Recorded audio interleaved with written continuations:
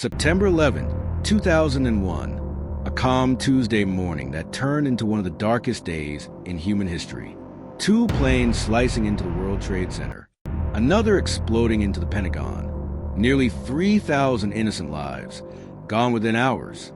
And within the ashes, the promise was made. A promise of justice, a promise of war. But no one knew that this war, born from smoke and steel, would become America's longest conflict. A war that would reshape nations, destroy governments, birth insurgencies, and end exactly where it began. Cut to silence. This is the full story of the war in Afghanistan. A story of revenge, of mistakes, of alliances, and of a 20-year mission that ended with one haunting question. Was it all worth it? On the morning of September 11, 2001, the United States woke up to a reality it had never imagined. Commercial airplanes turned into guided missiles, struck symbols of American power. Within minutes, America identified the mastermind, Osama bin Laden, leader of Al-Qaeda, a terrorist network operating out of Afghanistan. The Taliban government, which ruled Afghanistan since the 1990s, refused to hand him over. At that moment, the United States made its choice. If you are not with us, you are with the terrorists. President George W. Bush. What followed next changed the course of global history. October 7th, 2001. American B-52 bombers roared across Afghan skies. Tomahawk missiles launched from U.S. Navy ships cut through the night. The objective was clear: destroy Al-Qaeda, remove the Taliban, capture Osama bin Laden, prevent Afghanistan from ever becoming a terrorist safe haven again. The United States wasn't alone. NATO allies joined. Pakistan provided intelligence and logistics, opening air routes and sharing critical information. But what truly turned the tide was a ground alliance few saw coming. The Northern Alliance, a coalition of Afghan fighters opposed to the Taliban, teamed up with U.S. Special Forces. American CIA officers rode into battle on horseback with Afghan commanders. Laser-guided bombs struck Taliban positions with pinpoint accuracy. It took only weeks for the Taliban regime to collapse. Kabul fell on November 13, 2001. Kandahar fell in December. A new interim government, led by Hamid Karzai, took charge. The world believed the war was almost over. They were wrong. In December 2001, U.S. forces cornered Osama bin Laden in the mountains of Tora Bora, near the Pakistan border. For days, bombs hammered the caves where he was believed to be hiding. But the mountains swallowed him. With the help of local fighters, bin Laden slipped across the border into Pakistan, vanishing for nearly a decade. The man responsible for 9/11 had escaped, and with him, the war began to change. By 2003, the Taliban began regrouping in tribal regions along the Afghanistan-Pakistan border. They adapted. No more open battles, no more front lines. Instead, roadside bombs, IEDs, suicide attacks, night ambushes, hit-and-run tactics. The U.S. went from fighting a government to fighting shadows. The war entered a second phase, counterinsurgency, a type of conflict far more complex, far more costly. Washington attempted something few nations have ever succeeded at: rebuild Afghanistan into a modern democratic state. Billions of dollars were poured into training Afghan soldiers, building schools, constructing roads, establishing police forces, creating a unified government. But Afghanistan was not one nation. It was dozens of ethnic groups, hundreds of tribes, centuries of local rivalries, distrust of outsiders. Corruption spread like wildfire. Government officials took bribes. Local warlords gained power. Money disappeared into private pockets. Every time progress was made, the Taliban destroyed it overnight. The war dragged on. On May 2nd, 2011, nearly 10 years after September 11th, U.S. Navy SEALs raided a compound in Abbottabad, Pakistan. Inside, they found Osama bin Laden. The mission lasted 40 minutes. One of the most wanted men in history was killed. For a moment, many believed the war would soon end. But the Taliban remained stronger than at any time since 2001. The battlefield had changed, and America still had no exit plan. By 2009, the situation in Afghanistan was spiraling. The Taliban controlled more villages. IED attacks were rising every month. Afghan forces were collapsing under pressure. President Barack Obama faced a critical choice: withdraw now and risk Taliban victory, or double down and try to turn the tide. He chose the second option. In 2010, the U.S. launched a massive troop surge, sending over 30,000 additional soldiers into Afghanistan. The goal: break the Taliban's momentum and secure the country long enough to build a lasting Afghan army. For a time, it worked. Taliban fighters were pushed out of key regions. U.S. Marines stormed Taliban strongholds like Marja and Helmand province, areas once considered nearly impossible to control. But the success was temporary. The moment the U.S. left an area, the Taliban came back. This was not a war of cities or borders. It was a war of patience. And the Taliban had more time than America. Afghanistan became a place where danger hit everywhere. A simple dirt road could explode beneath a military convoy. A routine patrol could turn into a firefight. An ally could become an enemy within seconds. Even Afghan soldiers trained by NATO sometimes turned their guns on foreign troops, an act known as green-on-blue attacks. The psychological strain was immense. Soldiers walked through villages unsure who was friend or foe. Drone operators monitored targets for days, unsure civilians were nearby. Afghan families lived between two fires: Taliban threats and U.S. operations. Some regions fell into chaos. Others lived under fragile peace. But after a decade of war, one truth was clear: the Taliban could not be destroyed, only negotiated with. By 2018, after 17 years of fighting, the U.S. opened formal negotiations with the Taliban. For the first time, enemy commanders and American diplomats sat across the same table. The Taliban had two demands. All U.S. forces must leave Afghanistan. They must be recognized as a political force. In return, the Taliban promised they would not allow terrorist groups like Al-Qaeda to operate. They would begin talks with the Afghan government. They would reduce violence. But there was one problem. The Taliban refused to speak to the Afghan government, claiming it was American-made and illegitimate. This was the first sign that peace would not be simple. In February 2020, the U.S. and Taliban signed a historic deal in Doha, Qatar. The terms: U.S. troops will withdraw completely by May 1st, 2021. The Taliban would prevent terrorist groups from using Afghan soil. Both sides would release prisoners. Inter-Afghan peace talks would begin. It was a turning point.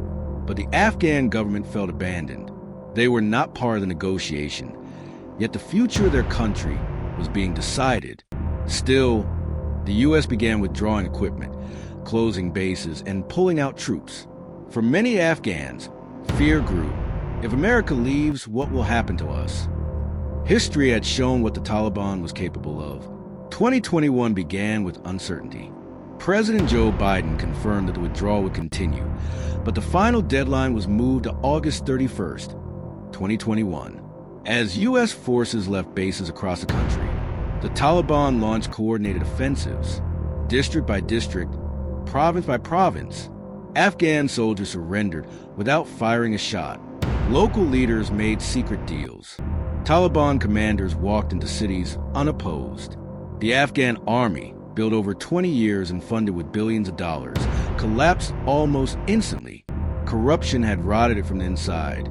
Some soldiers had not been paid in months. Others lacked ammunition or air support. Many didn't trust their commanders. By early August, the Taliban captured Herat, Kandahar, Lashkar-Gah, Mazar-i Sharif. Then came the final blow. August 15th, 2021. Taliban fighters entered Kabul. The Afghan president, Ashraf Ghani, fled the country without warning. Government ministries emptied. Police abandoned their posts.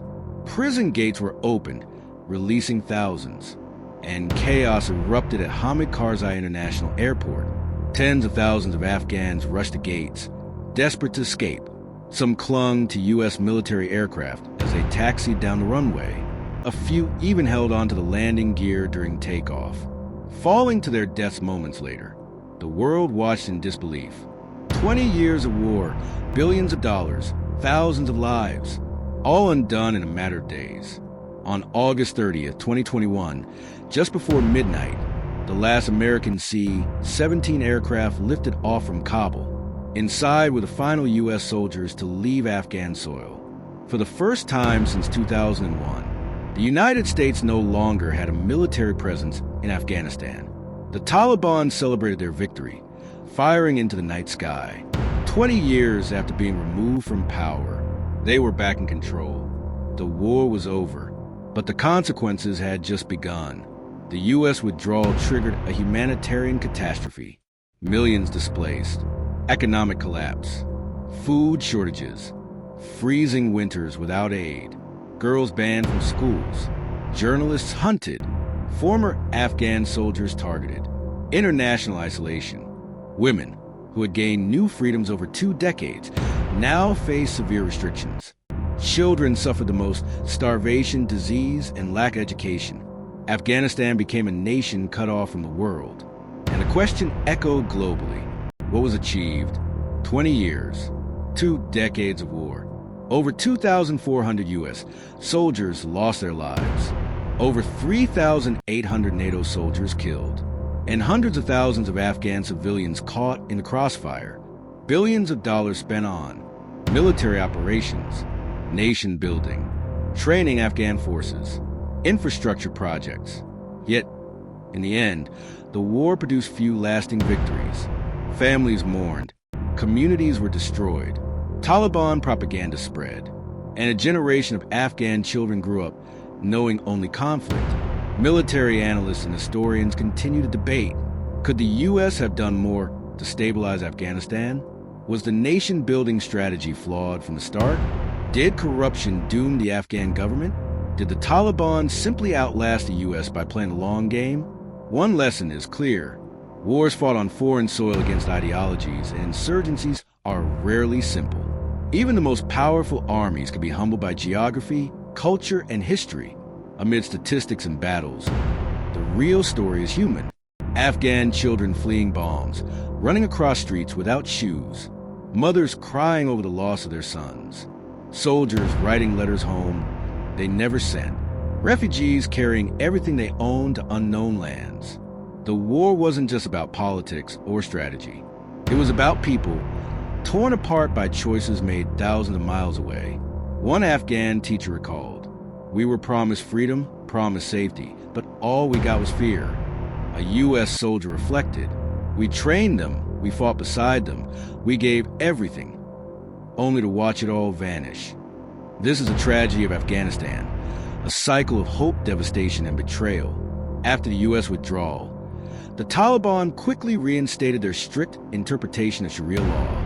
Key points of their return: women barred from schools and workplaces, media heavily censored, public executions reported, political dissent crushed.